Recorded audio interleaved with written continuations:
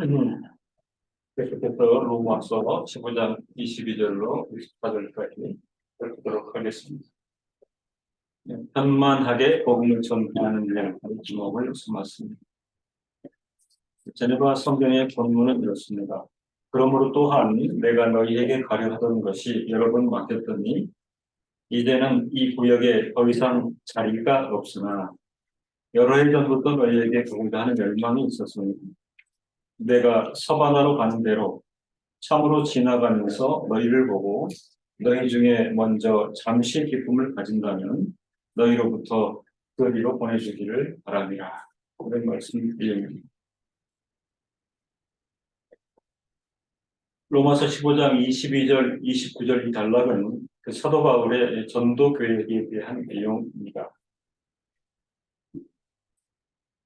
당시의 세계 중심지는 그 로마를 중심으로 한 이탈리아와 그 주변 지역인 지중해 북부 연안과 소아시아 지역이었습니다. 이 역사가들은 사실 문명의 양상과 관련해서는 방금 말씀드린 지역이 당시의 세계였다 이렇게 설명하는 분들도 있습니다. 로마를 중심으로 한 이탈리아와 그 주변 지역인 지중해 북부 연안, 소아시아 지역, 그리스 로마 문명이 그 찬란히 빛났던 그 지역이 당시의 그 세계의 영역이었습니다. 사도 바울은 그 3차에 걸쳐서 이 지역의 그 전도 여행을 실행했습니다. 1차 전도 여행은 대략 46에서 49년, 2차 전도 여행은 50년에서 52년, 3차 전도 여행은 53에서 58년. 참으로 오랜 그 기간 동안 전도 여행을 통해서 그 지역의 여러 도시를 거점으로 지중해 동북부 연안 지역 대부분의 복음을 전하는 것으로 우리는 사도행전을 통해서 그리고 역사가들의 증언을 통해서 알 수 있습니다. 그럼에도 아직 복음이 전파되지 않은 지중해 서부 지역인 서바나, 스페인 지방이 남아 있었습니다. 로마서 15장 22절 이하의 단락의 내용을 보면 사도 바울의 전도 여행 역사에서 사실상 궁극적인 목적이 스페인행이었음을 알 수 있습니다. 15장 28절에 그러므로 내가 이 일을 마치고 이 열매를 저희에게 확증한 후에 너희에게를 지나 서바나로 가리라.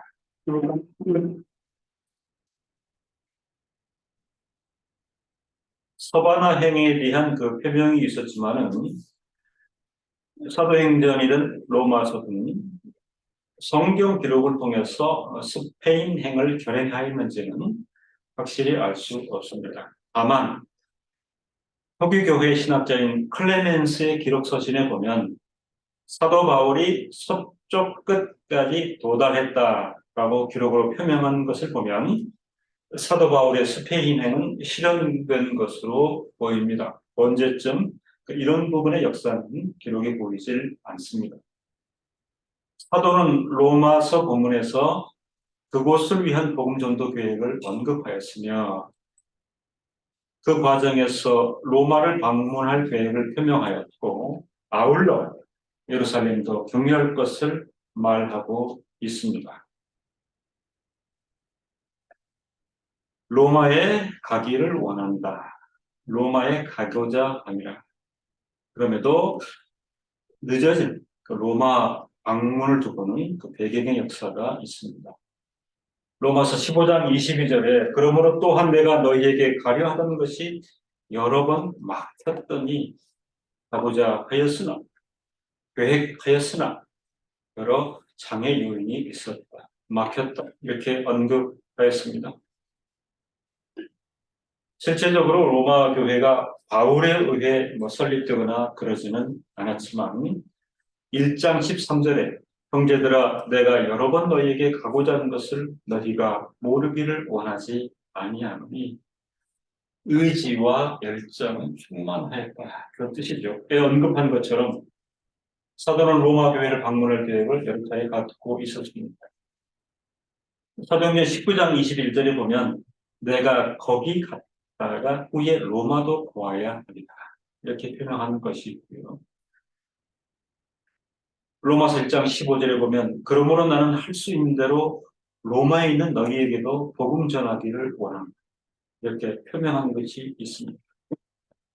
1장 13절에 형제들아 내가 여러 번 너희에게 가고자 하는 것을 너희가 모르기를 원하지 아니하노니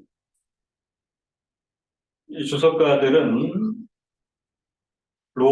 늦어진 로마 방문에 대해서 로마의 방문이 지연되는 이유를 생각해 보았습니다.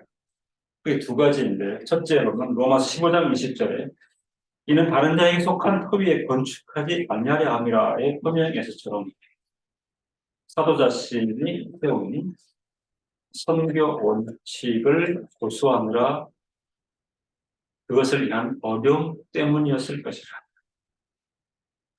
로마행을 향한 의지와 열정은 늘 충만하였지만 현실적으로 자신이 세운 선교 원칙, 다른 자에게 속한 터 위에 건축하지 아니하려 함이라. 이런 것을 볼 때 주석가들은 사도 바울이 그 로마를 생각할 때 로마의 비중상 처음에는 장기 사역, 정착 사역을 의도했었던 것은 아닌가.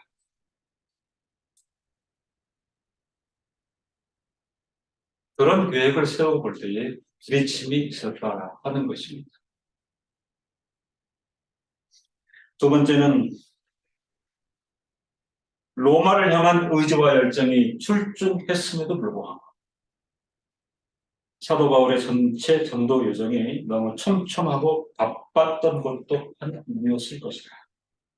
로마서 15장 19절에서 내가 예루살렘으로부터 두루 행하여 일루리곤까지 현재의 마케도니아 지역이라고 했죠. 그리스도의 복음을 편만하게 한 대론이라 해서 표명한 것처럼 예루살렘으로부터 그리스의 북쪽 지역인 일루리곤에 이르기까지의 많은 지경에 복음을 전파하고 교회를 세워야 할 일에 쉴 새 없이 참여했기 때문에 로마행이 결코 쉽지 않았을 것으로 추정이 됩니다. 15장 22절 본문에 그러므로 또한 내가 너희에게 가려 하던 것이 여러 번 막혔더니로 번역된 헬라어는 에네코토멘. 이 에네코토멘은 문법적으로 미완료 수동태의 양상입니다.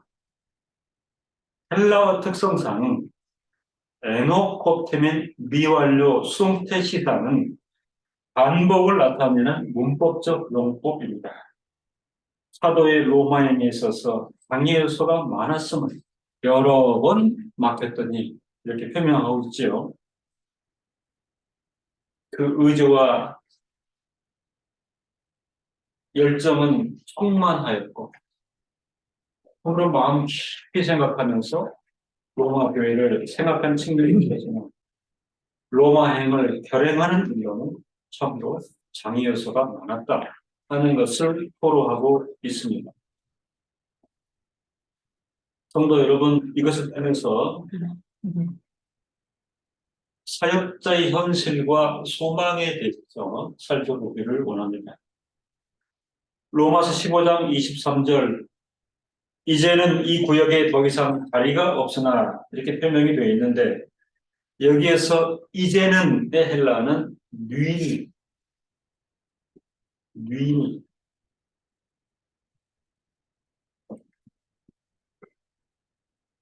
독일어가 이 단어를 그대로 받아가지고 독일어의 눈 아마 지금 한데 누이니는 일반적으로 지금 현재라는 의미로 쓰이지만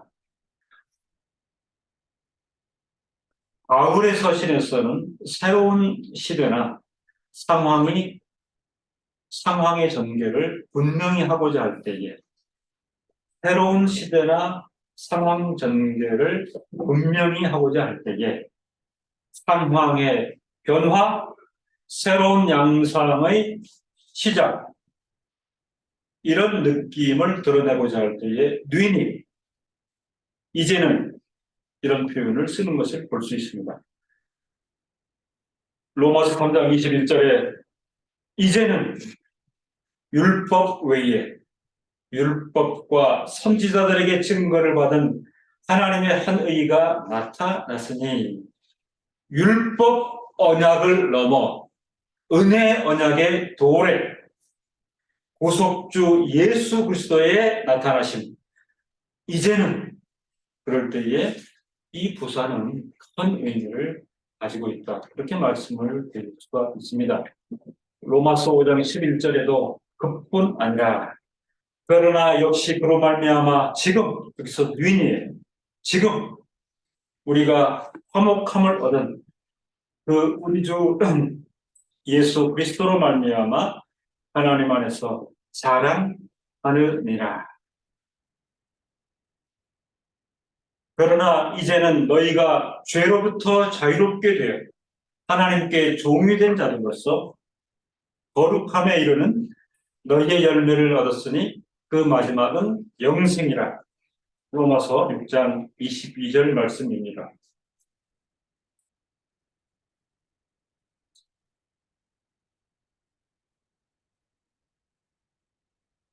이 말씀에도 보면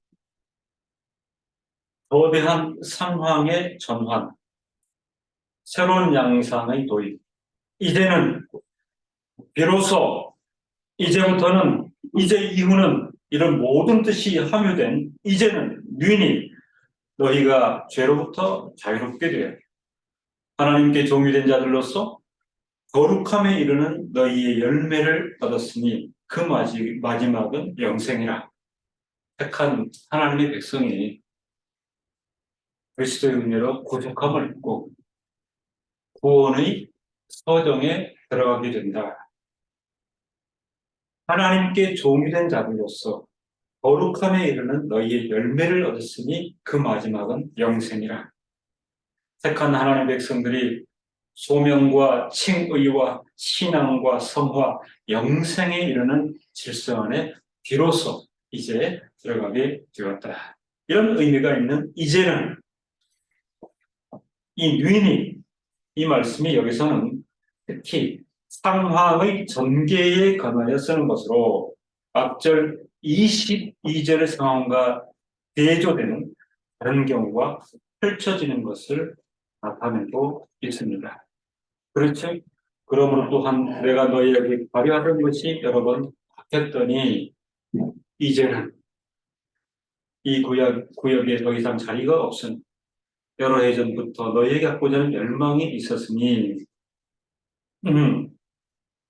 그리고 그 23절에 이 구역 또는 지방 토이스 클리마시 투 토이스, 이 구역 또는 이 지방, 사실은 복수로 되어 있죠. 이 구역들 또는 이 지방 토이스 클리마시 투 토이스는 복수로 여러 것들을 말하며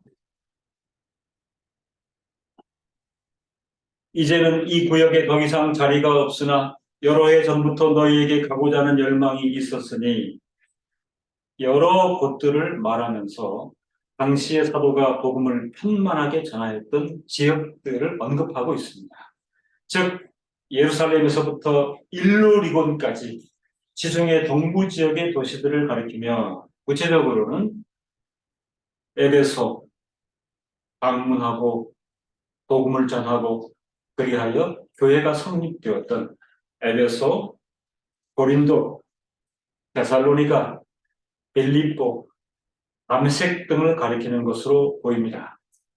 로마서 15장 19절 표적들과 기사들의 능력에 있어서든 하나님의 영의 능력에 있어서든 내가 예루살렘으로부터 두루 행하여 일루리곤까지 그리스도의 복음을 편만하게 한 대론이라의 본문대로라면 이제 더 이상 그 지역들에서는 복음을 전할 세울 것이 없다고 사도가 스스로 판단했기 때문에 사도는 좀 더 새로운 지역에 눈을 돌리고자 한 부분이 오늘 로마서 22장 이한 15장 22절 이한데, 그래서 22절로 29절까지 한 단락은 사도 바울의 전도 계획에 대해서, 지금까지의 사역 넘어 다른 전도 계획에 대해서 언급한 것으로 이해되어야 됩니다. 이런 정황하에서 사도는 로마서 15장 23절에서 여러 해 전부터 너희에게 가고자 하는 열망이 있었으니 라고 표명하고 있습니다. 전통적으로 보면 로마서는 사도 바울에 의해 AD 57년경에 제작된 것으로 알려져 있습니다. 그 앞에 있는 사도행전은 AD 61년에서 63년경에 로마서가 먼저이고 사도행전이 그 이후입니다. 누가에 의해 쓰여진 것으로 알려져 있습니다. 이렇게 보면 사도의 로마 입성을 향한 열망이 로마서에 표명이 되었고, 그가 로마로 압송되어 드디어 로마에서 복음을 전하게 된 것은 사도행전 27장에서의 그 이후의 사건으로 볼 수 있습니다. 그토록 소망하던 로마에서의 복음 전도, 이 표현에 우리가 주목을 할 필요가 있죠. 그죠?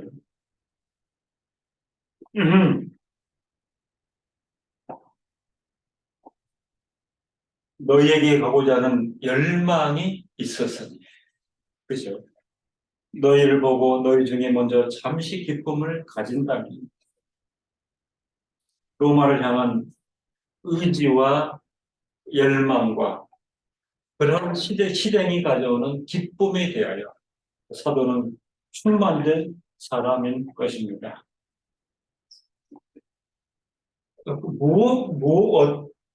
어떤 의지인가? 그죠? 어떤 충만함인가? 로마가 그에게 가져준 기쁨이 과연 무엇인가?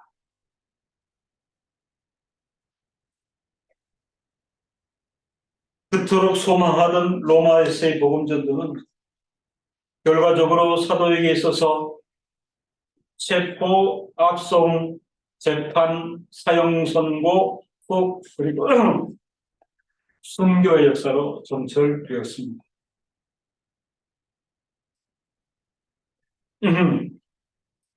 성도 여러분, 그것이 그 시대를 성도로 복음 전도자로 치열하게 살아갔던 사도 바울의 실존적 모습이었습니다. 말씀을 뵙습니다. 오늘의 성도 또한 마찬가지일 것입니다. 어떤 환경에서든 복음을 드러내기를 염원하며 하나님의 진리의 말씀과 더불어 살아가기를 원하는 것입니다. 그럼에도 성도의 삶 또한 생애 동안 현실 세계의 평안을 보장받을 수 없는,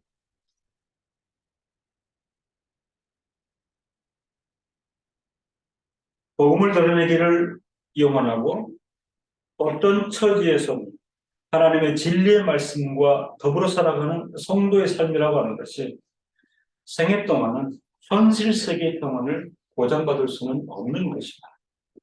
그럼에도 영원을 두고 소망과 즐거움을 갖는 사도는 그리스도를 전파하는 일을 두고 끝없는 열망과 기쁨을 가졌다고 호출하고 있습니다. 그것은 영원을 두고 소망과 즐거움을 갖는 성도의 본 모습일 것입니다. 늘 말씀을 드립니다. 그러므로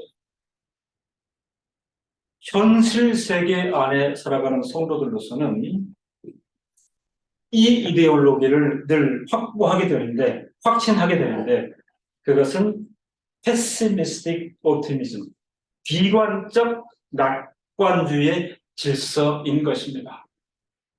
세상의 비관적 역사와 질서가 우리 앞에 산적이 있다 하더라도 결국은 영원한 낙관을 극복할 수는 없는 것입니다.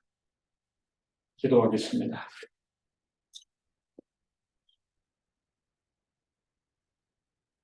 체포, 압송, 재판, 사형 선고, 또 그리고 순교로 점철될 것이 뻔하였음에도 불구하고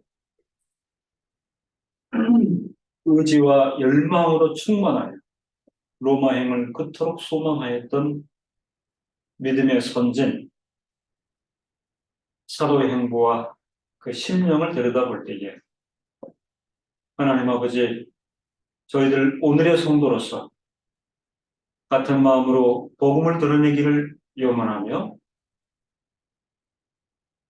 하나님의 진리의 말씀과 더불어 살아가기를 소원하고 어찌 되었던 성도의 삶을 통하여 하나님께는 영광을 돌리기를 소원할 때에 비록 우리의 생애 동안 현실 세계의 평안을 보장받을 수는 없으나 그럼에도 우리의 심령이 충만되어 영원을 두고 소망과 즐거움을 갖는 비관적 낙관주의의 질서를 잘 지켜 늠름하게 살아갈 수 있도록 우리 인생 역점을 주장해 주시기를 간절히 소원합니다. 예수님의 이름으로 기도드립니다. 아멘.